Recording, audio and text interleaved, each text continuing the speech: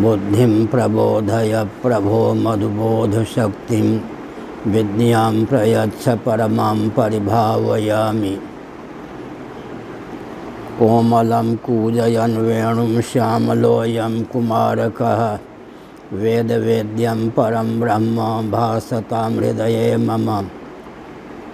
कूजन्तं राम रामेति मधुरं मधुराक्षरम् आरुह्य कविता शाखां वन्दे वाल्मीकिकोकिलं।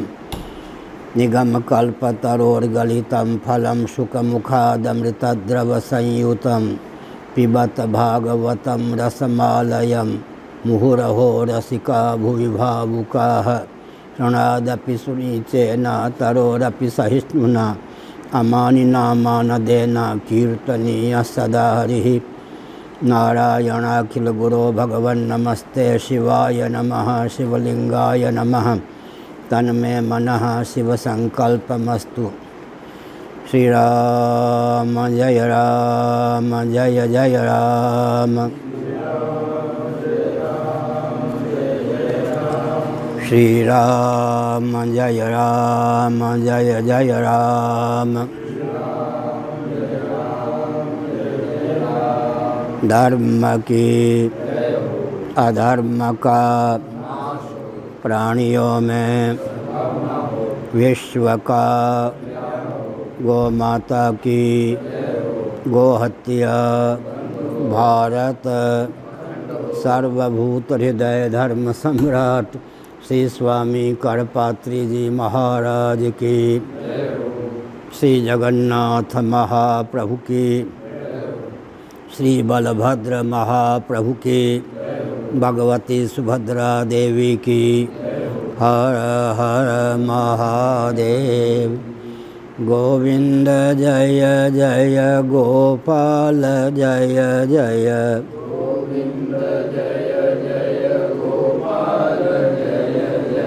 राधारमण हरे गोविंद जय जय।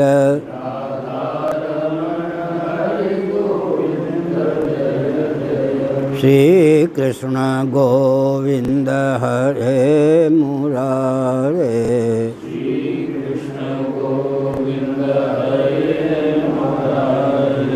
हे नाथ नारायण वासुदेव।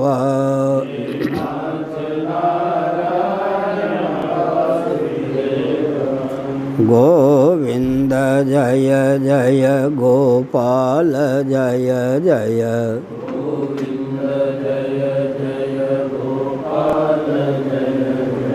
राधारमण हरि गोविंद जय जय।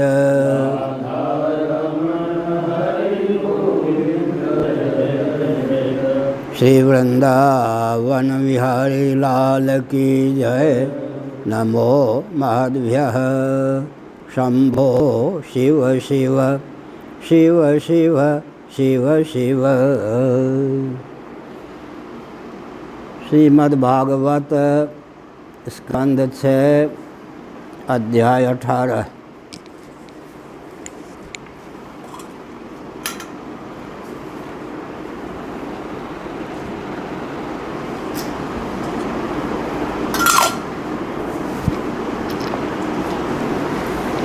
श्री शुक उवाच।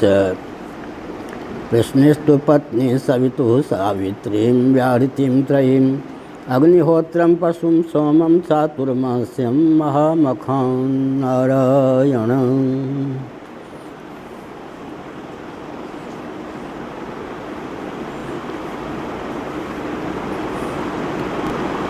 पूर्व दिनों में यह प्रतिपादन किया गया कि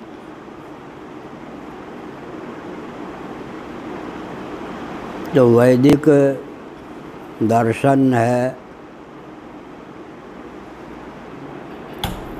उसकी अद्भुत विशेषता है। उसके अनुसार ही सृष्टि की संरचना होती है।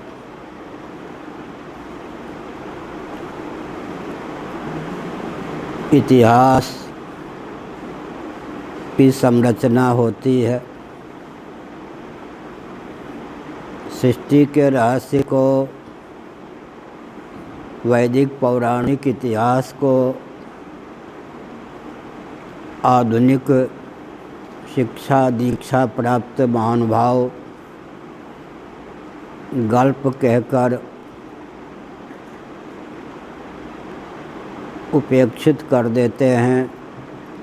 उन्होंने एक विचित्र शब्द का आविष्कार किया है, प्राक ऐतिहासिक काल। इसका अर्थ यह होता है कि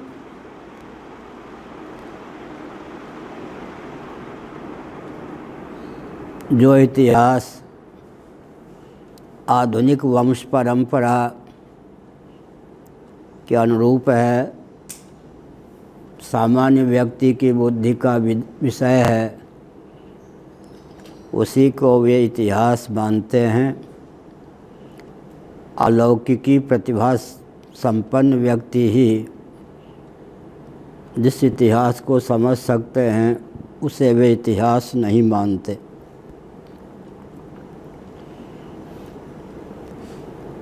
इसका अर्थ यही है कि जब तक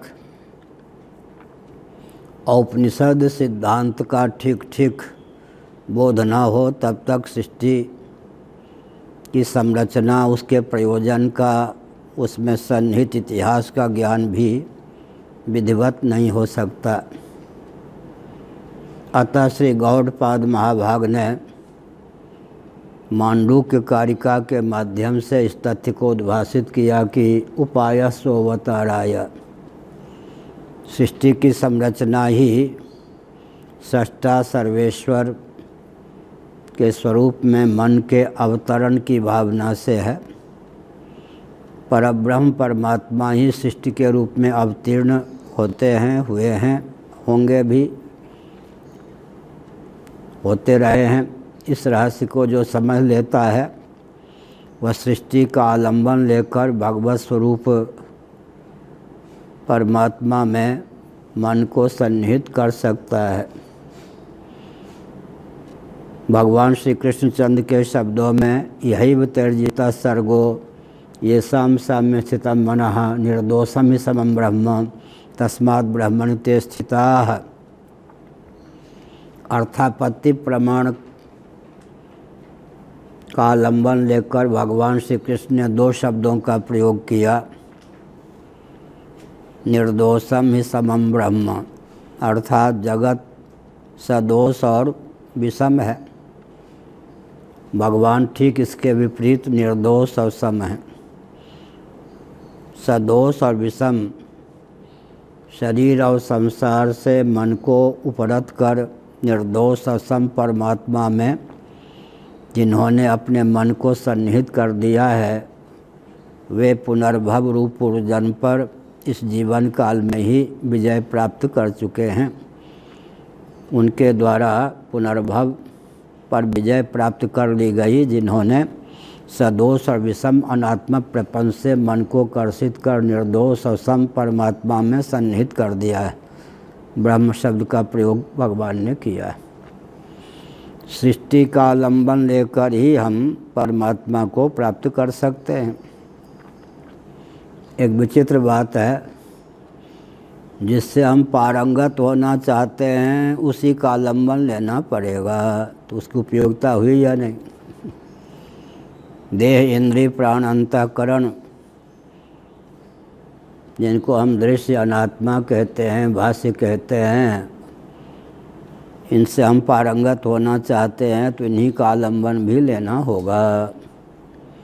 अन्नमय प्राणमय मनोमय विज्ञानमय आनंदमय ये कोष हैं, अनात्मा हैं। स्थूल सूक्ष्म कारण शरीर का प्रकारांतर से उल्लेख इन पंच कोशों के रूप में हुआ है, लेकिन कोश का अतिक्रमण भी क्रमशः कोश का आलंबन लेने पर ही संभव है। जैसे हम नीचे से ऊपर आना चाहते हैं तो एक एक सीढ़ी का आलंबन लेकर एक एक सीढ़ी का अतिक्रमण कर सकते हैं। जिससे पारंगत होना चाहते हैं उसी का आलंबन अपेक्षित है। अगर हम अटके नहीं, भटके नहीं, तो वह तारक भी है। इसी प्रकार गौड़पाद महाभाग ने बताया उपाय स्वताराय। इस संदर्भ में विस्तार पूर्वक दार्शनिक तथ्यों को पूर्व दिनों में इस सत्र में उद्भाषित किया गया कि यह तंत्र की विधा है। मंत्र, तंत्र और यंत्र तीन शब्द बहुत महत्वपूर्ण हैं। ये ग्रंथ मैं समझता हूँ 400 से अधिक पृष्ठों तक कंप्यूटर में अधूरा पड़ा है। 1000 पृष्ठ तक जा सकता है, उससे भी अधिक तक भविष्य में संयोग साधने पर। उसका नाम मंत्र, तंत्र, यंत्रादि परिशीलन रखा गया है। मंत्र, फिर तंत्र, फिर यंत्र। अनुगत सिद्धांत का नाम होता है मंत्र। उसको व्यावहारिक रूप देने की जो प्रथा है, विधा है, प्रोसेस है, मेथड है, उसी का नाम होता है तंत्र। और उसे व्यावहारिक रूप दे देना मंत्र और तंत्र को यंत्र कहा जाता है। इसका अर्थ यह है कि यंत्र के मूल में तंत्र, तंत्र के मूल में मंत्र। कोई भी यंत्र बनता है तो मौलिक सिद्धांत को यंत्र तक कैसे पहुंचावें और यंत्र के द्वारा विविध प्रकार के कार्यों की सिद्धि किस प्रकार हो, इस पर विचार करना पड़ता है। पिछले दिनों हमने संगोष्ठी का, वैज्ञानिक संगोष्ठी का या विज्ञान संगोष्ठी का विषय रखा था कि किसी भी सिद्धांत को यांत्रिक रूप प्रदान करने की प्रथा, विधा, प्रोसेस, मेथड क्या है। वैज्ञानिकों ने अपनी गतिमती स्थिति के अनुसार प्रकाश डाला भी। तो मैंने एक संकेत किया कि यहाँ काल के अवयव को भी सनातन ऋषियों ने अपनी पत्नी के द्वार से पुत्र बना दिया। काल किसी के पुत्र हो जाए, कालावयव किसी के पुत्र हो जाएं, बहुत आश्चर्य की बात है। अक्षर और से क्ष तक अक्षर,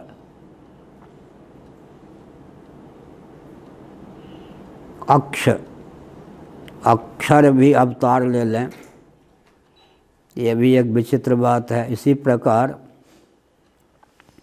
शब्द पुत्र बन जाएं, बहुत ऊंची बात है।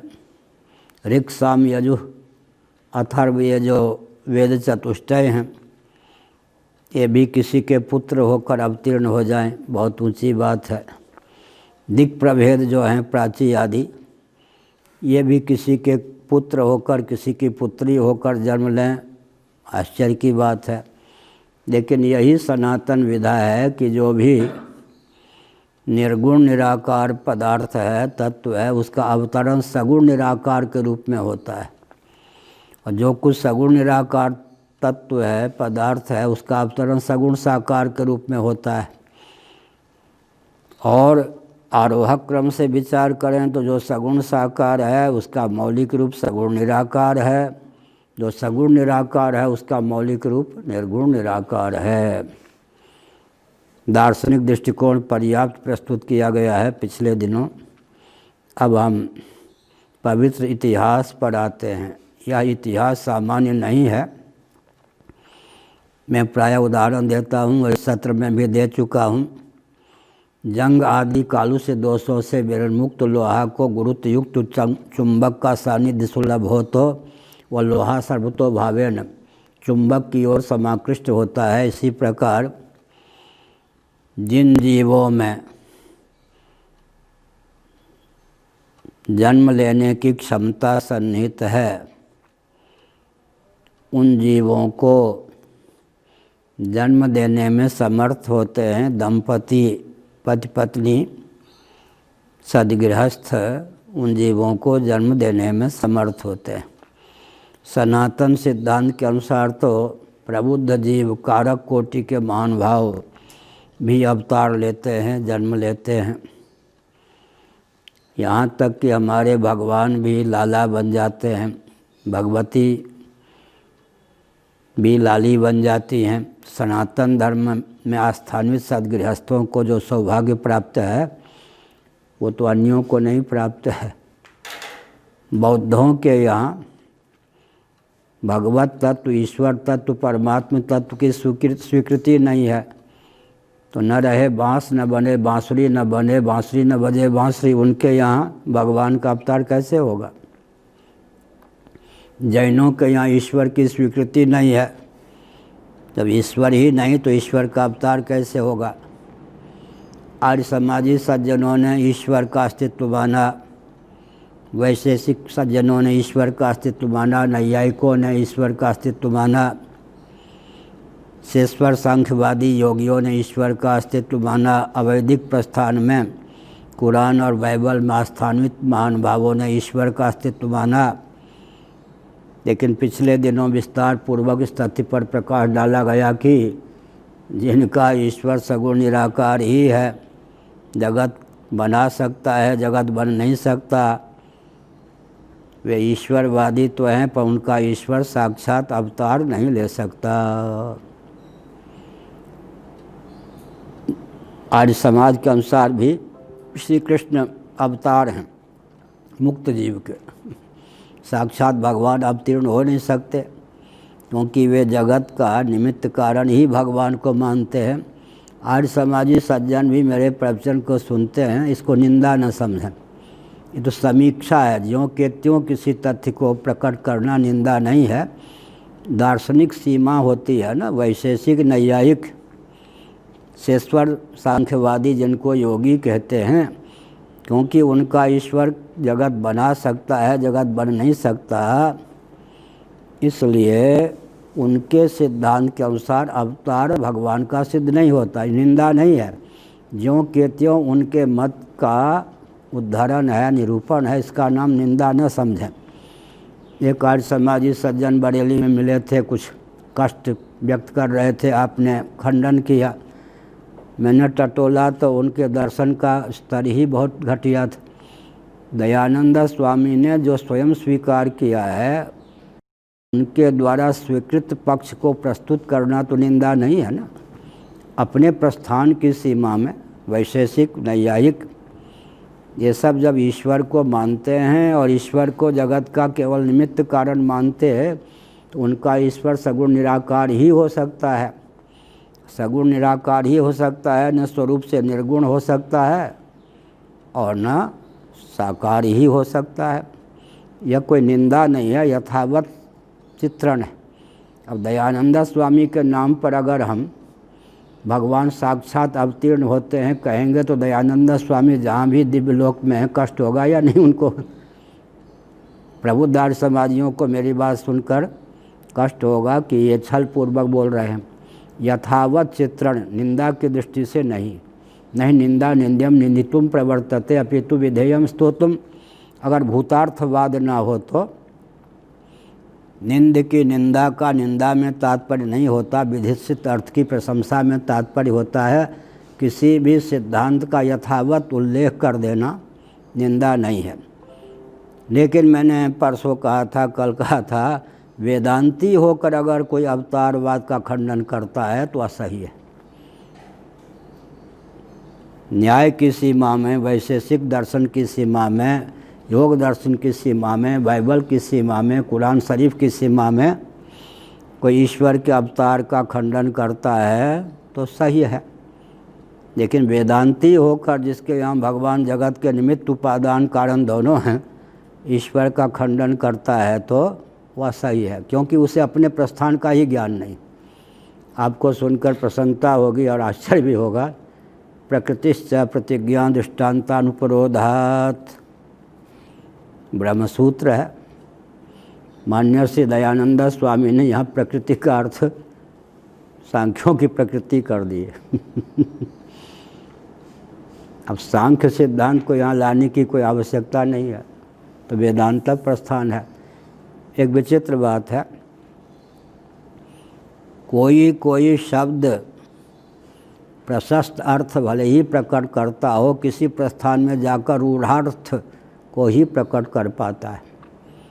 आज वेदांतियों के सामने भी प्रकृति शब्द का उच्चारण कर दें तो वो ब्रह्म समझेंगे। पेटेंट आजकल कहते हैं ना, मानो सांख्यों ने प्रकृति शब्द को पेटेंट करवा रखा है। प्रकरण के बल पर बहुत सावधान हो कोई वेदांती, तो आप संभल कर कहेंगे प्रकृति, वो कहेंगे प्रकृति का अर्थ है सत्व रजस तमस की साम्यावस्था। सत्वम रजस्तम इति गुणा प्रकृति संभवा। वेदांतियों के ऊपर भी सांख्यों के द्वारा जो प्रकृति को उपादान कारण माना गया है, प्रकृति शब्द सुनते ही वही भूत सवार हो जाता है। प्रकृतिश्च यहाँ अर्थ क्या हुआ? वेदांत वेद्य ईश्वर परमात्मा भगवान या ब्रह्म जगत का न केवल निमित्त अपितु उपादान कारण भी है। प्रकृति का अर्थ होता है उपादान। अब नैयायिक वैशेषिकों की गोष्ठी हो और हमारे भृगु जी एक कह दें प्रकृति, तो ये नहीं समझेंगे कि परमाणु को यहाँ प्रकृति कहा जा रहा है। प्रकृति का अर्थ त्रिगुणमयी प्रकृति नहीं है। प्रकृति शब्द का अर्थ होता है प्रकृति, प्रकृष्टाकृति। कृति ही जिसकी प्रकृष्ट कृति है, मानो उपादान कारण का नाम प्रकृति है। लेकिन सांख्य इतने बाजी मार गए, अपना प्रभाव इतना छोड़ दिया कि आरंभवादी नैयायिक वैशेषिकों के बीच में अगर कोई प्रकृति कह दे, क्या बोलते हो, माने वो समझते हैं प्रकृति माने सांख्यों की प्रकृति। तो परमाणु भी तो प्रकृति है ना। आरंभवादियों के यहाँ प्रकृति माने उपादान कारण होता है। लेकिन सांख्यों का इतना प्रभाव पड़ गया कि आरंभवादी प्रकृति शब्द सुन लें तो वेदांती ब्रह्मवादी प्रकृति शब्द सुन लें तो झट से उनके मन में यही अर्थ होता है। प्रकृति का अर्थ होता है त्रिगुण या त्रिगुण की साम्यावस्था। त्रिगुणात्मिका शक्ति का नाम है प्रकृति या त्रिगुण का नाम है प्रकृति। तो हमने संकेत किया कि अपना अपना प्रस्थान है। वेदांत प्रस्थान में प्रकृति का अर्थ उपादान होने पर भी वो उपादान का लक्षण किसमें चरितार्थ होता है? ब्रह्म में। इसलिए प्रकृतिश्च, प्रकृति के आगे च भी कहा ब्रह्मसूत्रकार ने। निमित्त ही नहीं अपितु प्रकृति अर्थात उपादान कारण भी ब्रह्म है। तो हमने एक संकेत किया कि कालावयव भी अवतार लेते हैं। मैं इसलिए मुग्ध हूँ कि हमारे पूर्वज ऋषि मुनि और उनकी धर्म पत्नियाँ कितनी समर्थ रही होंगी कि कालावयव को, वर्ण समुदाय को, वर्ण मान अक्षर, और ऋक्साम यजु अथर्व को, दिक् प्रभेद प्राची आदि को लाला लाली बना के जन्म दे दिया। बहुत ऊंची बात है। यह सौभाग्य केवल उन्हीं को प्राप्त है जो जगत का अभिन्न निमित्तोपादान कारण भगवान को मानते हैं। अब इसमें कहा गया सविता की पत्नी प्रश्नी। यहाँ पत्नी भी बहुत बढ़िया रामचरितमानस में तुलसीदास जी ने चित्रण किया। कहाँ चंद्रिका चंद्र तदि जाई, प्रभा जाए कहाँ भानु विहाई। भगवती सीता का वचन है। आप वन में जाएं और मैं यहाँ रहूँ, संभव नहीं है। चंद्रिका भरा चंद्र का त्याग कर दे, संभव है क्या? प्रभा भला सूर्य का त्याग कर दे, संभव है क्या? तो पति पत्नी में जो साहचर्य है, तादात्म्य है, एक रूपता है, वो किस प्रकार है? सूर्य और प्रभा के समान, चंद्र और चंद्रिका के समान, इस प्रकार से। तो पति पत्नी में तादात्म्य किस प्रकार हो? सूर्य और प्रभा के समान, चंद्र और चंद्रिका के समान, अग्नि और उद्दीप्ति के समान। सविता की पत्नी प्रश्नी थी, उसके गर्भ से 8 संतान की उत्पत्ति हुई। उनके नाम सुनकर ही बड़ा आश्चर्य होता है। जो एक दुबे मारे गए, उनकी पत्नी ऋचा, नाम ऋचा ना, ऋचा दुबे। लेकिन यहाँ देखिए, केवल नाम से ही नहीं, 8 संतान के नाम दिए गए हैं। तो नाम जो हैं क्या है? वो सचमुच में ऋचा ही उत्पन्न हो जाए, फिर उसका नाम ऋचा हो। सोने की अंगूठी में हीरे का नग है या नहीं? अब कोई दरिद्रता से पीड़ित हो, नाम रख दें लक्ष्मी क्या किसी के शरीर से हींग जैसी गंध निकलती हो, नाम हो उसके कपूरी देवी, तब क्या होगा।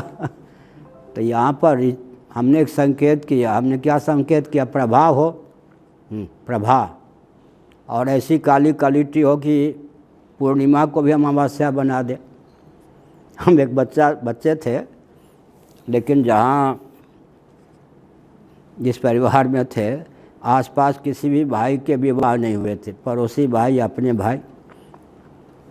तो एक पड़ोसी भाई घटक कहते हैं, उन दिनों तो चित्र भी नहीं देख सकते थे, जिससे विवाह होना उसके चित्र भी नहीं दिखाया जाता था।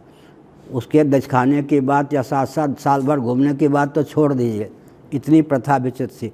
केवल विश्वास पर या अंधविश्वास पर विवाह होता था, बड़ी विचित्र बात थी। 1000 में कहीं कहीं कोई धोखा खाते थे। जैसा परिचय दिया गया कन्या का, वैसी कन्या पत्नी के रूप में नहीं प्राप्त हुई, नहीं तो विचित्र बात।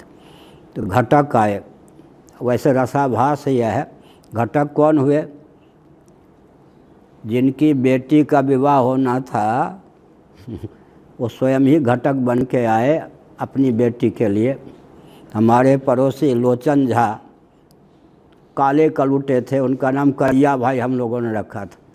करिया भाई माने काले कलूटे, पढ़े लिखे भी नहीं के बराबर। लेकिन चंद्रा झा की बेटी के बेटे थे, जिन्होंने चंद्रा रामायण लिखे ना मैथिली में, बहुत उच्च कोटि के थे। तो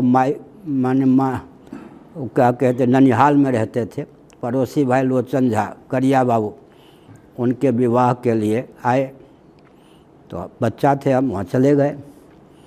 वो अपनी बेटी के सौंदर्य का वर्णन कर रहे थे, पिता होकर के भी बेटी के सौंदर्य का वर्णन कर रहे थे।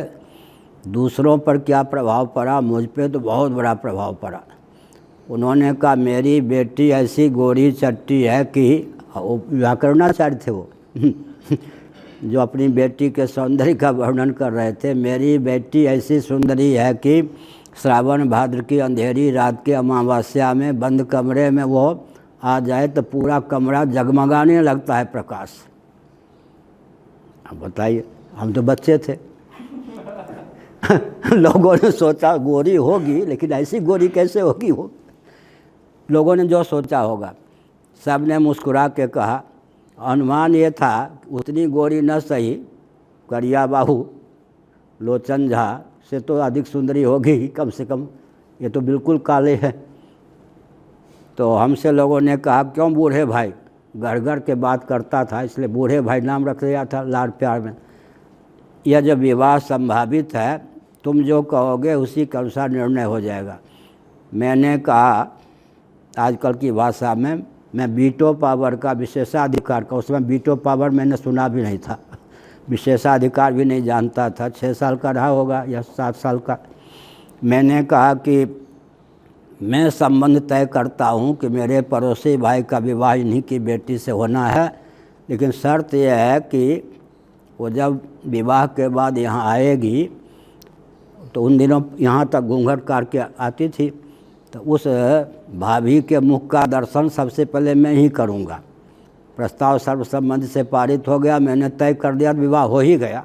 उस समय भी मेरी मान्यता इतनी थी उस समय भी कोई बच्चा समझकर छोड़ते नहीं थे। मैंने निर्णय कर दिया, तब बूढ़े भाई ने निर्णय कर दिया,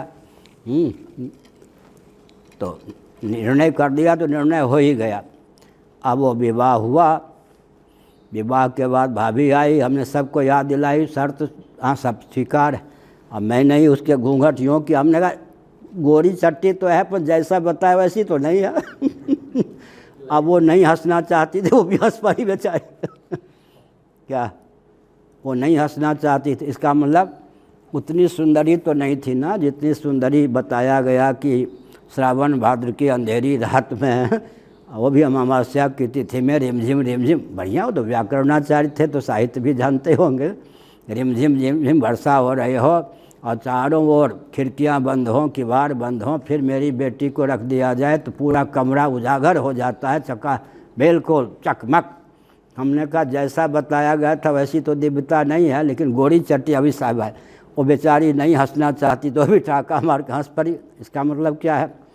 ये जो नाम है केवल नाम से ही नहीं, सावित्री नाम है तो सावित्री जो है वही सावित्री के रूप में उत्पन्न हुई।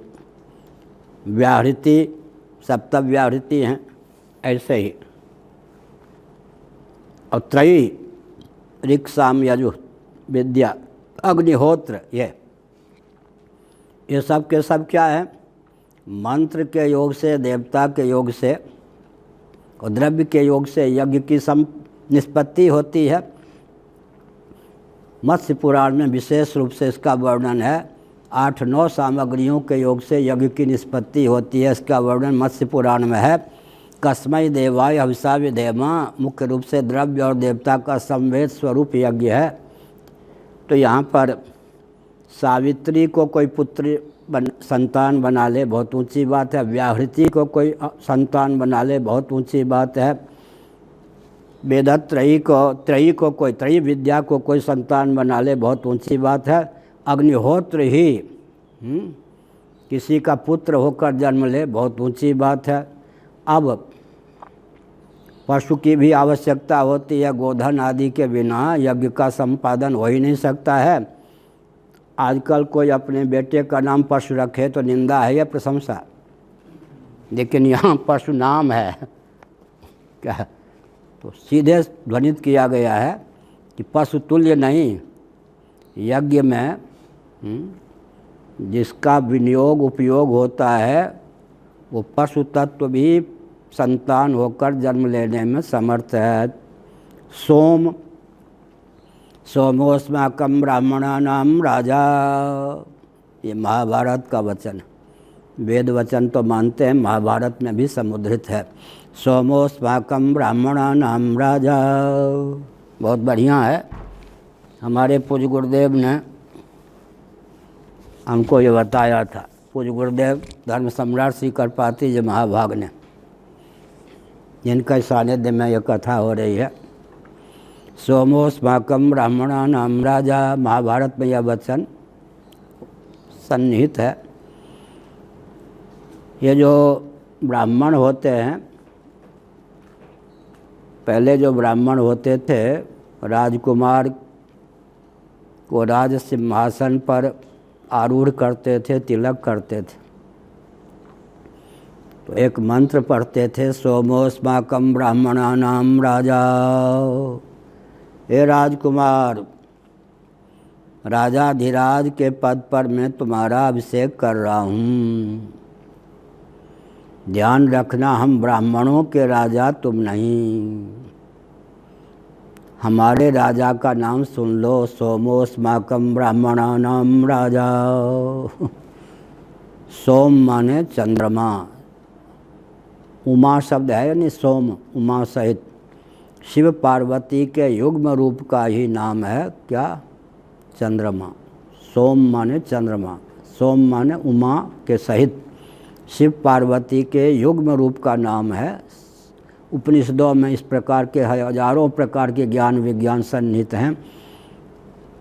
किस भगवान शिव के दाएं हाथ कौन, बाएं हाथ कौन, ये सब बहुत बड़ा दर्शन विज्ञान है। सोमोस्माकं ब्राह्मणानां राजा, हम ब्राह्मणों के राजा कौन है? अत्रि नंदन सोम। अब ये भी विचित्र बात, अत्रि अनसुईया का नाम सुना होगा, इतिहास है भागवत में। उनके पुत्र जो सोम हुए, आजकल इस बात को समझ पाना बड़ा कठिन है, वही नभोमंडल में चंद्रमा के रूप में दिखाई पड़ रहे। वही नभोमंडल में चंद्रमा के रूप में दिखाई पड़ रहे। हम ब्राह्मणों के राजा चंद्रमा हैं।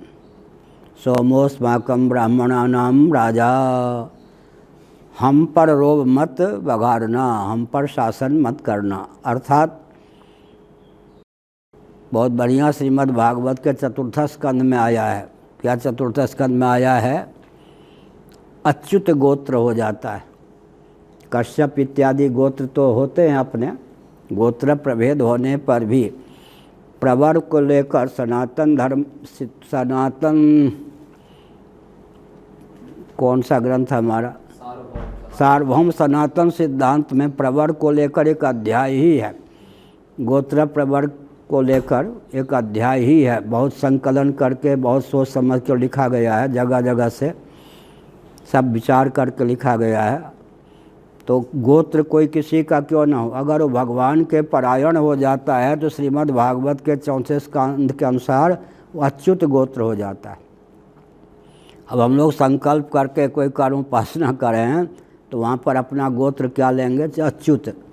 तो यह श्रीमद् भागवत के अनुसार महाराजा धीराज पृथु का सब प्रशासन था, वहाँ अपवाद के अच्युत गोत्र वालों पर नहीं, अच्युत गोत्र वालों पर वो शासन नहीं करते थे। अच्युत गोत्र माने भगवान के प्रति जो समर्पित हैं और ब्राह्मण हैं उन पर शासन राजा नहीं करते थे। सोमोस्माकम ब्राह्मणानाम राजा, ए राजकुमार तुम्हें राजा धीराज के पद पर प्रतिष्ठित कर रहा हूँ, लेकिन कहीं कल से हम पर ही रोब मत बघारना। और दार्शनिक तथ्य क्या है, सोम माने चंद्रमा, चंद्रमा कौन होते हैं, हमारे आपके मन के देवता। हमारा मन इतना संयत है कि हम पर क्षत्रियों के शासन की दाल गलती नहीं, गलने की आवश्यकता नहीं, हम इतने अनुशासित हैं। प्रकारांतर से हुआ ना, सोमोस्माकम ब्राह्मणानाम राजा अत्रिनंदन चंद्रमा, हम ब्राह्मणों के देवता क्या हैं, राजा हैं। हमारे राजा कौन है, सोम अत्रिनंदन चंद्रमा। दूसरा अर्थ होता है कि हमारा मन चंद्रदेव की कृपा से इतना अनुशासित है, हम कुमार्ग पर चलते नहीं, हमारा आचार विचार शास्त्र विरुद्ध होता नहीं। अन्यों पर आप शासन करना, हम ब्राह्मणों पर रोब मत बघारना, शासन मत करना। इधर ये जो महाभारत में वचन है सोमोस्माकम ब्राह्मणानाम राजा, सोमलता की महिमा। तो हमारे बड़े भाई के बड़े भाई गोद में बैठा लेते थे, कभी काशी में रहते थे, कभी दिल्ली में जब आते थे 5 साल की आयु में, और जो प्रातः स्मरण गाते थे वो हम बचपन में सीख लिए थे, वो जो प्रातः स्मरण। इसी प्रकार से बहुत कुछ धर्म कर्म की बात बताते थे। उन्होंने बताया था कायाकल्प, वो बहुत ऊंचे वैद्य थे, चिकित्सक थे, लेकिन चिकित्सा का उपयोग कभी उन्होंने धन के लिए नहीं किया। आज मैं सोच रहा था, आज जीविषवो विद्याम यशः कामौ समन्ततः ते सर्वे नृप पापिष्ठा धर्मस्य परिपंथिनः। यह श्लोक महाभारत का तो रोंगटे खड़ा कर देने वाला है। संभल के इसका अर्थ सुनने की आवश्यकता है, मैं संभल के तो कर ही रहा हूँ। आज जीविषवो विद्याम, उच्चारण भी श्लोक का बहुत कठिन है। आज जीविषवो विद्याम यशः कामौ समन्ततः ते सर्वे नृप पापिष्ठा धर्मस्य परिपंथिनः। केवल अर्थ और काम के लिए विद्या का जो उपयोग और उपभोग करते हैं, विनियोग करते हैं, पापिष्ठा सुपरलेटिव डिग्री अव्वल दर्जे के, उर्दू में कहूँ तो अव्वल दर्जे के वो पापी हैं। आज जीविषवो विद्याम यशः कामौ समन्ततः, समन्ततः माने आनुषंगिक नहीं, केवल अर्थ और काम, धन और मान, हाय धन हाय मान हाय प्राण हाय परिजन, इसी के लिए जो विद्या का उपयोग करते हैं, सर्वे पापिष्ठा धर्म से परिपंथिना, धर्मद्रोही हैं। इस दृष्टि से तो जितने शिक्षण संस्थान हैं विश्व में वो सब धर्मद्रोह के केंद्र हो गए या नहीं। और आधुनिक जितने शिक्षक हैं, बुरा न मानो, अव्वल दर्जे के पापी हो गए या नहीं। पिछले दिनों मैंने बताया कि भीष्म जी ने चेतावनी दी, राज्यम पर्ण्यम न कारयेत, राज्य को बाजार का सौदा न बनावे। अब हर व्यक्ति बाजार का सौदा है, बुरा न मानो, होली है, युवक अगर पढ़ा लिखा हो और बाबा हो जाए, आप लोगों को छोड़कर, इसलिए कि 20-25 करोड़ पर तो हाथ मार ही सकता हूँ। माने संत वेश धारण करना भी धन कमाने के लिए, मान कमाने के लिए हो गया तो कुएं में भांग पड़ गई या नहीं। यहाँ लिखा है आज जीविषवो विद्याम यशः कामौ समन्ततः ते सर्वे नृप पापिष्ठा धर्म से परिपंथिनः। पूज्य स्वामी अखंडानंद महाराज के एक शिष्य थे, अब वो दंडी स्वामी हैं। धोखे में उनको किसी ने दंड दे दिया, उत्तराधिकार का प्रलोभन देकर बेचारे मारे गए। दंड में आस्था न होने पर भी अपने गुरु के पास भी कभी नहीं जाते। यहाँ एक बार आए भी थे, हमारे बहुत परिचित हैं, नाम नहीं लूँगा, छत्तीसगढ़ के हैं। आप दंडी स्वामी नहीं हो, उनकी बात है। तो उन्होंने कहा कि देखिए मेरे गुरुजी कहते हैं चित्रकूट में जाकर जंगल में, अमुक जगह जंगल में जाके तप करो। मैं गोरा चट्टा हूँ, ब्राह्मण हूँ, फिर पढ़ा लिखा हूँ, फिर अब जब मैं गुरुजी की आज्ञा मान के तप करूँगा और दांत टूटने लग जाएंगे, 70-75 साल का हो जाऊँगा, तो कोई चेली बनेगी, कोई चेला बनेगा, कोई धन मिलेगा? गुरुजी मेरा जीवन बर्बाद कर देंगे। उनकी आज्ञा मानूंगा तो अपने आप तो गुरुजी करोड़ों रुपये से खेलते हैं और हमको कहते वन में जाकर तप करो, कथा मत कहो। श्री राम किंकर जी की कथा की उन्होंने नकल की। स्वामी जी के शिष्य थे राम किंकर जी, अपने जीवन काल में राम किंकर जी को कभी नहीं बुलाया स्वामी जी ने। वो कथा पसंद नहीं करते थे कि ये इतिहास को अभी रूपक बना के कह देता है। भागवत में जो उत्प्रेक्षा है उसको राम किंकर जी ने क्या किया, रामायण के पात्रों में या विनय पत्रिका में दशमौली, ये सब है ना ये सब मोह दशमौली, रावण को क्या कहा, मोहावतार, तो वो रूपक। तो इसलिए स्वामी अखंडानंद महाराज को पूज्य उड़ियाबाजी ने कहा था, बेटा अध्यात्म के नाम पर इतिहास का गला मत घोटना, इतिहास को सुरक्षित रखते हुए कथा कहना, रूपक मत मानना। तो राम किंकर जी की प्रसिद्धि यही थी कि इतिहास को खा जाते थे और रूपक के आधार पर मूढ़ जनता मोहित हो जाती थी, अपने जीवन काल में नहीं। तो राम किंकर जी की कथा की अनुकृति करके वो, दंडी स्वामी का नाम नहीं लूँगा, अभी जीवित हैं भगवत कृपा से, वो कथा कहते, स्वामी जी ने कहा नहीं तुम तप करो। हमसे कहा महाराज को कहिएगा मत, बताइए मैं बूढ़ा हो जाऊंगा तो कोई चेली बनेगी, कोई चेला बनेगा? महाराज को कहता हूँ महाराज चित्रकूट में एक जंग मंदाकिनी के तट पर वृक्ष पर मचान बना के मैं रहता हूँ और ब्राह्मणों के घर में भिक्षा मांग के पाता हूँ, लेकिन जाता हूँ पटना, एक कलेक्टर मेरा शिष्य हो गया, उधर कमिश्नर सिद्ध हो गया है। अब यही तो अवस्था है धन मान कमाने की। गुरुजी तो बिल्कुल हमको तप करा कर मार देंगे, बुढ़ापे में कौन शिष्य बनेगा बोलो। तो चिंता ये है कि बाबा होना व्यर्थ न जाए।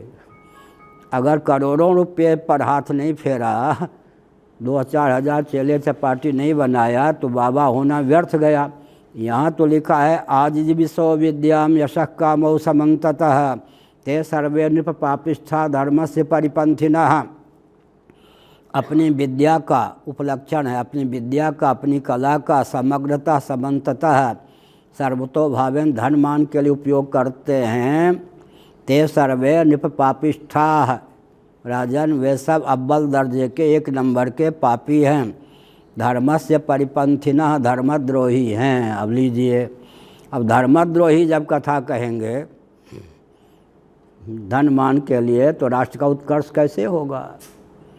अब धर्मद्रोही राजनीति में जाते हैं अरबों रुपये से खेलने के लिए, क्या राष्ट्र के उत्कर्ष के लिए जाते हैं क्या? इस देश का क्या होगा? मोदी जी त्यागी हैं, मुझे मेरे परिचित हैं, वो कोई अपने परिवार या किसी के लिए, भाई इत्यादि के पास धन है या नहीं, माँ को भाई लोग पोषण करते हैं। तो ऐसे व्यक्ति, आदित्यनाथ योगी भी घर नहीं भर रहे, बहुत अच्छे हैं ये लोग, लेकिन विचार ये है कि नीति और अध्यात्म से भिन्न शिक्षा पद्धति होगी और हर व्यक्ति समाज का शोषक होगा। हर व्यक्ति की संरचना ही धन मान के लिए होगी, तो राष्ट्र का उत्कर्ष कैसे होगा? नींव को तो स्वतंत्रता के बाद से क्या कर दिए, डमाडोल। इसलिए कहा, हमने संकेत किया कि ये जो नाम है, ये नाम क्या है? यज्ञ की सिद्धि मंत्र के द्वारा होती है, द्रव्य के द्वारा होती है। अग्नि के बिना यज्ञ की सिद्धि नहीं हो सकती, देवता के बिना यज्ञ की सिद्धि नहीं हो सकती। इसका अर्थ ये हुआ कि यज्ञ में प्रयुक्त विनियुक्त जितने सामग्री हैं, ऋषि मुनियों ने अपनी पत्नी के द्वार से सबको संतान के रूप में व्यक्त किया। मैं बार बार 3 दिनों से इस प्रकार का वक्तव्य क्यों दे रहा हूँ?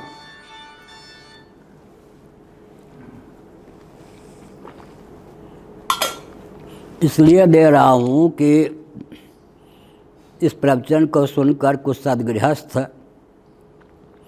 कटिबद्धता पूर्वक ऐसे पुत्र पुत्री को प्रकट करने के लिए जीवन में तपोबल इकट्ठा करें जिससे राष्ट्र का उत्कर्ष हो सके।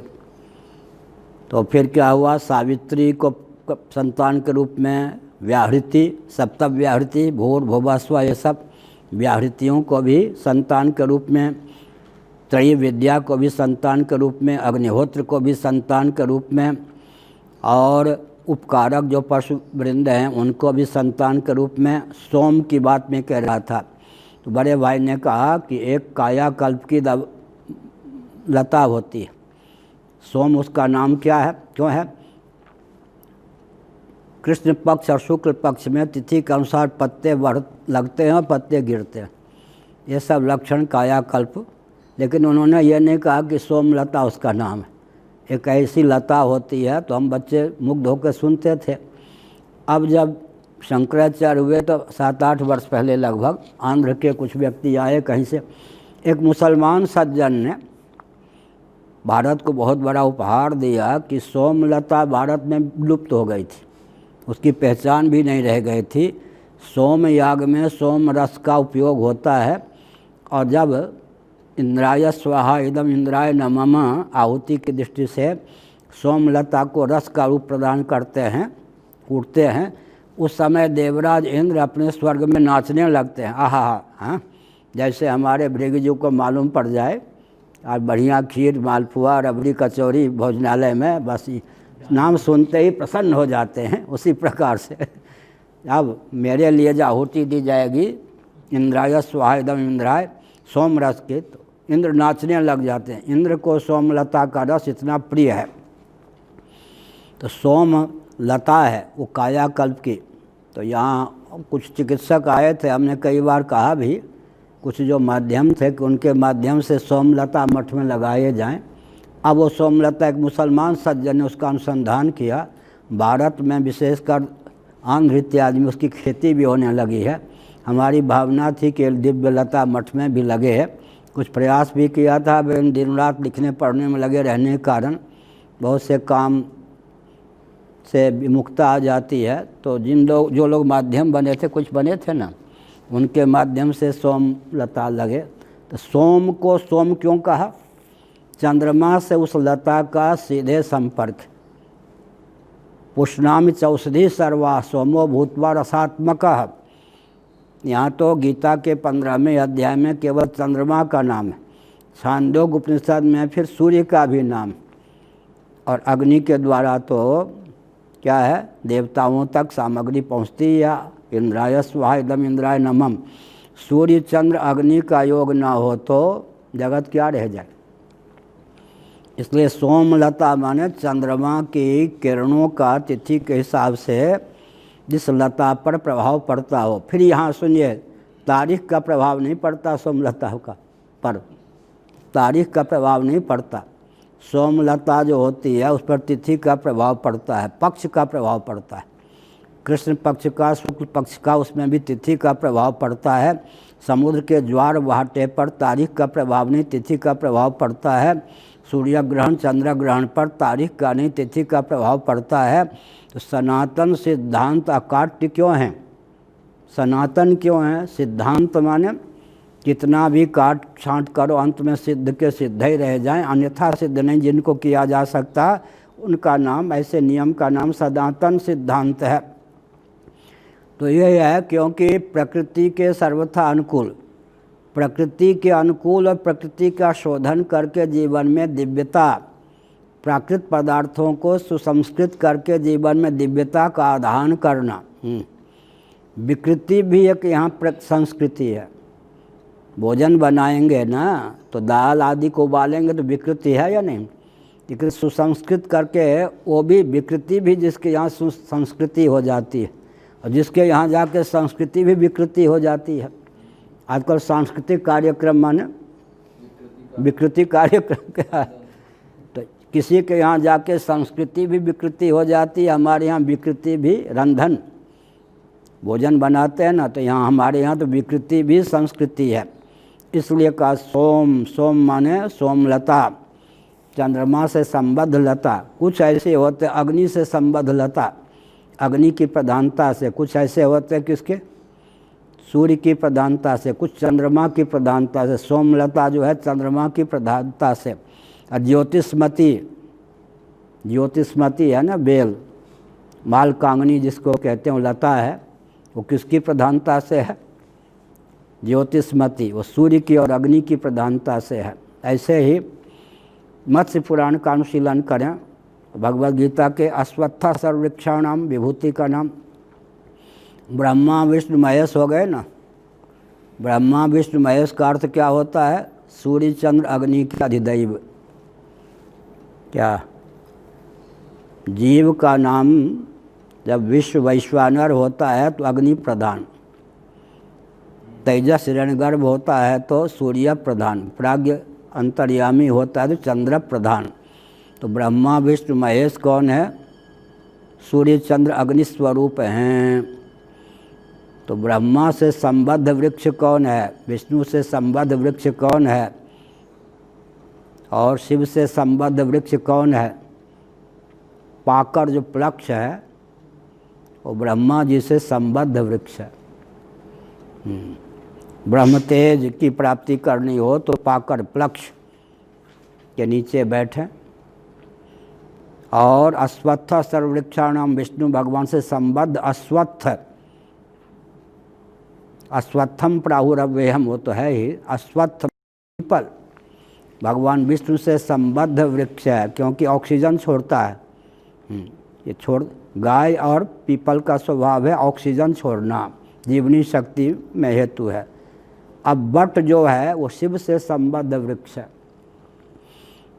ऐसे कदली, हनुमान जी कहाँ रहते हैं, कदली वन में। वायु से संबद्ध वृक्ष कौन है, कदली। गंधमादन पर्वत पर इस समय गंधर्व लोग रामलीला करके दिखाते होंगे, हनुमान जी उसके दर्शक होंगे। नित्य ही गंधर्व कदली वन में गंधमादन पर्वत पर हनुमान जी जो चिरंजीव हैं उनको रामलीला करके दिखाते हैं। उसमें बहुत वाष्पवारी परिपूर्ण लोचनम, बहुत ही विह्वल होकर हनुमान जी उसके दर्शक और श्रोता होते हैं। तो सोम का अर्थ यह हुआ यज्ञ में प्रयुक्त विनियुक्त जो सोमलता है, लता विशेष, वह भी संतान होकर जन्म लेने में समर्थ है, उसे भी संतान के रूप में प्राप्त किया। चातुर्मास्य, बहुत बढ़िया।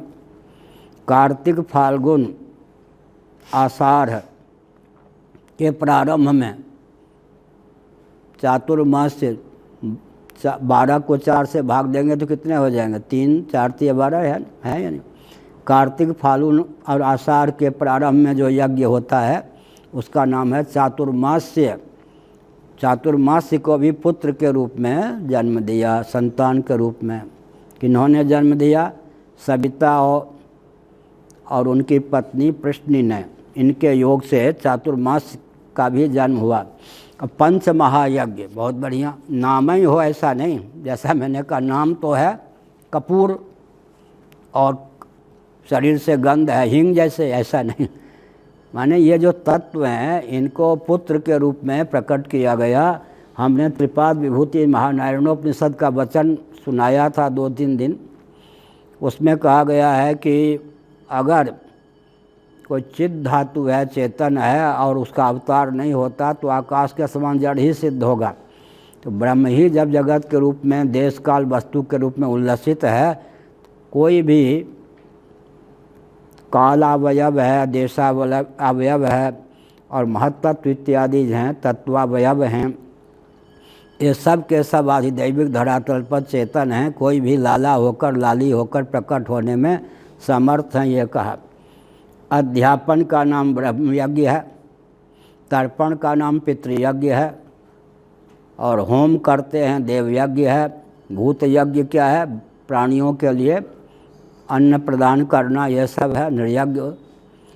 हाँ, अतिथि सेवा जो है वो बहुत बढ़िया नृयज्ञ है। इस प्रकार से पंच महायज्ञ, बहुत विचित्र बात है, नाम है महायज्ञ और खर्चा नहीं के बराबर, व्यय बिल्कुल कम महायज्ञश्च ब्राह्मीयम क्रियते तनु।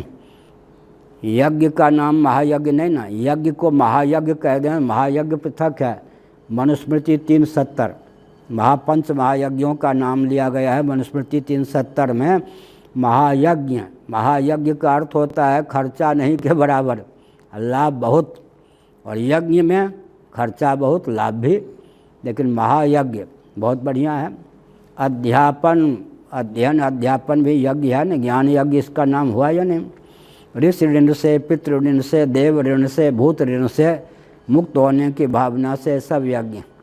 माता भी अग्नि है, पिता भी अग्नि है, अतिथि भी अग्नि है, अग्नि तो अग्नि है ही। और मातृ देवो भव, पितृ देवो भव, आचार्य देवो भव, अतिथि देवो भव, इनमें अनुगत कौन है? देव। मातृदेवो भव, देव माने आत्मा, परमात्मा। परमात्मा की अभिव्यक्ति माता है, परमात्मा की अभिव्यक्ति पिता है, परमात्मा की अभिव्यक्ति आचार्य, परमात्मा की अभिव्यक्ति कौन? अतिथि। देव ये प्रतीकोपासना है। मातृदेवो भव, पितृदेवो भव, आचार्य देवो भव, अतिथि देवो भव। माता, पिता, आचार्य, अतिथि, और अंत में अग्निदेव आहुति उनमें डालते हैं।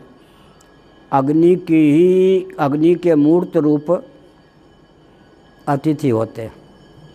अगर कोई अतिथि आ गया और उसका विधिवत उचित स्वागत न हुआ, सत्कार नहीं हुआ, तो वो पुण्य को जला के चला जाता।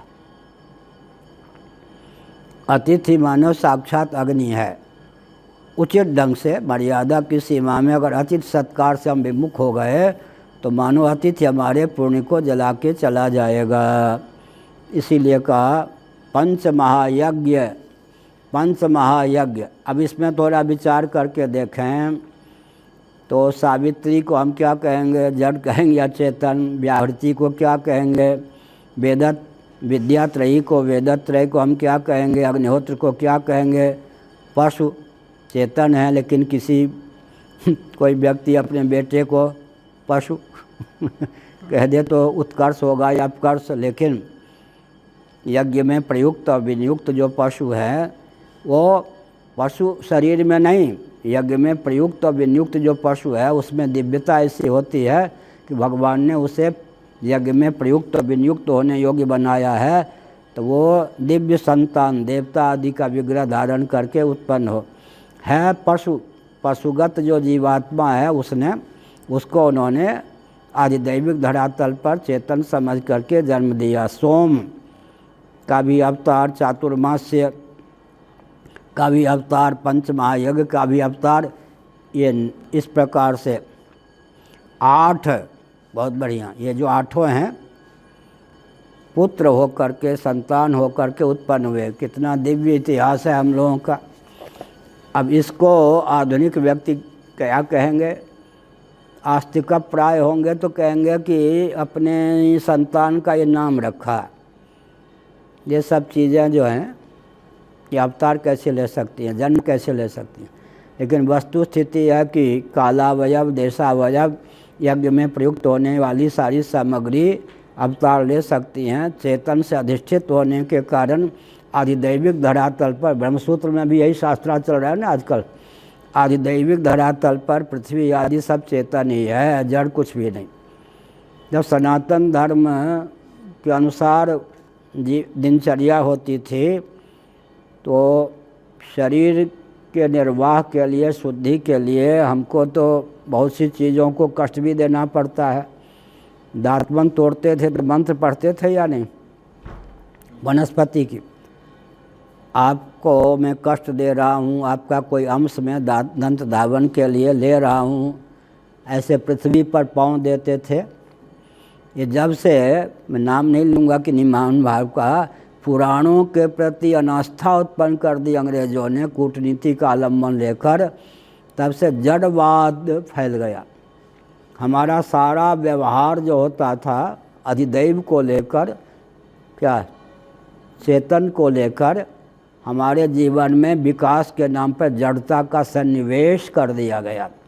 ये देखो, ये दातवन, ये वनस्पति की स्तुति कर रहे हैं। हाँ, हंसने लगे। तो तुम अब एक आपको बात बता दूं, वह निवेदिता विवेकानंद की शिष्या थी, वो तो उसी परिवार की थी, उधर की अंग्रेज। उसने बहुत काम किया। ये जगदीश चंद्र बसु आयु में उससे 10 साल छोटे थे। वह निवेदिता से 10 साल आयु में छोटे थे जगदीश चंद्र बसु। अंग्रेज बस जगदीश चंद्र बसु के पांव खींचने में लगते थे कि भारत में कोई वैज्ञानिक न हो जाए।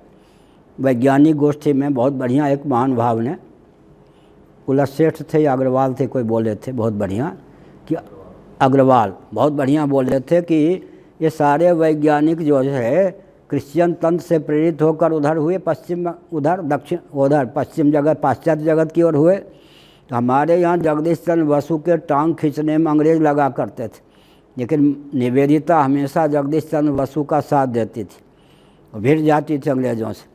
यहाँ तक कि जगदीश चंद्र बसु जब वह निवेदिता को पत्र लिखते थे, माँ कहकर संबोधित करते थे, जबकि आयु में वो 10 साल छोटी थी।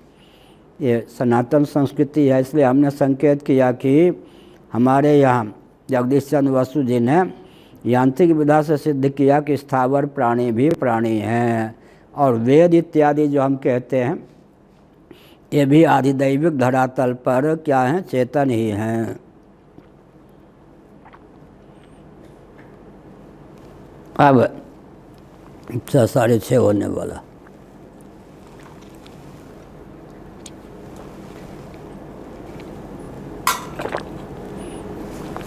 सिद्धिर्भगस्य भार्यांग महिमानं विभुं प्रभुं आशीषं सवरारोहां कन्यां प्रासूत सुव्रतां। भग की पत्नी सिद्धि। भगवान कहते हैं ना, भगवान ऐश्वर्य विभूति। यहाँ विष्णु पुराण में षड्भग का वर्णन है, यहाँ भी आगे यहाँ विभूतियों का नाम लिया जाएगा, जिसके योग से समग्र ऐश्वर्य वैराग्य ज्ञान यश इत्यादि धर्म जिसमें सन्निहित तो उसी का नाम भगवान है। आंशिक रूप में भग की प्रतिष्ठा जीवन में हम मनुष्यों के जीवन में होती है। भग की पत्नी सिद्धि बहुत बढ़िया है। क्या अर्थ हुआ? ऐश्वर्य से सिद्धि की प्राप्ति होती है या नहीं? इसलिए भग की पत्नी कौन हो सकती है? सिद्धि। सिद्धि के द्वार से भग ने क्या किया? महिमा को, विभु को और प्रभु को, ये 3 पुत्र, आशीष नाम की एक कन्या उत्पन्न की। आशीष बहुत बढ़िया, प्रभु, विभु, महिमा। भग और सिद्धि के योग से इन सब विभूतियों की हमारे जीवन में अभिव्यक्ति हो सकती है या नहीं? उन्होंने इनको पुत्र के रूप में प्राप्त किया। और आशीष, आशीर्वाद चाहिए या नहीं? आशीष, उसको कन्या के रूप में। इसका मतलब क्या हुआ? भग और सिद्धि का जीवन में योग हो जाए तो महिमा की प्राप्ति होती है, व्यक्ति महिमान्वित होता है, विभुता को प्राप्त होता है, प्रभुता को प्राप्त होता है। देववृंद उसको आशीर्वाद देते हैं और उसका आशीर्वाद अन्यों को भी लगता है। तो 3 पुत्र और 1 कन्या की उत्पत्ति हुई। आशीषम सवरारोहाम कन्या प्रासूत सुव्रताम। बहुत बढ़िया, सुव्रताम, सुव्रता कन्या थी, सुंदरी भी थी और सदाचारिणी भी थी। वरारोहाम सुव्रताम, कन्या कैसी होनी चाहिए? पुत्री वरारोहा हो और सुव्रता हो। इसका मतलब सुंदरी भी और सदाचारिणी भी थी। अब बड़ी विकट बात है, सदाचार है और रूप की दृष्टि से कुरूपता है तो भी उतनी ख्याति नहीं होती। वरारोहा है, इसका क्या अर्थ हुआ? देखने में सुंदरी है लेकिन सुव्रता नहीं है तो भी भले व्यक्ति उसका सम्मान नहीं करते। कन्या कैसी होनी चाहिए? वरारोहाम सुव्रताम, सुंदरी और सदाचारिणी कन्या को भी उत्पन्न किया। महिमा, विभु, प्रभु और आशीष। आशीष अब आजकल आशीष किसी कन्या का नाम रख दें तो कहते ये क्या नाम रखा है, पुरुष का नाम लगता है। और शक्ति किसी पुत्र का नाम रख दें। बशीर जी क्या व्याकरण नहीं जानते थे, तो अपने बेटे का नाम रखा था, उनको स्त्री पुरुष का ज्ञान नहीं था क्या। शक्ति, पराशर जी से पहले बशीर जी के शक्ति। तो इसका मतलब क्या है, नामकरण को लेकर हम जरत्कारु, बहुत विचित्र बात है, पति पत्नी का एक ही नाम हो, जरत्कारु। ऋषि भी उनकी पत्नी का नाम भी जरत्कारु। ये हुआ, बहुत हो गया। दूसरा श्लोक हो गया नारायण। श्री राम जय राम जय जय राम। धर्म की अधर्म का, प्राणियों में विश्व का, गौ माता की, गोहत्या, भारत, सर्वभूत हृदय धर्म सम्राट श्री स्वामी करपात्री जी महाराज की, श्री जगन्नाथ महाप्रभु की, श्री बलभद्र महाप्रभु की, भगवती सुभद्रा देवी की। हर हर महादेव।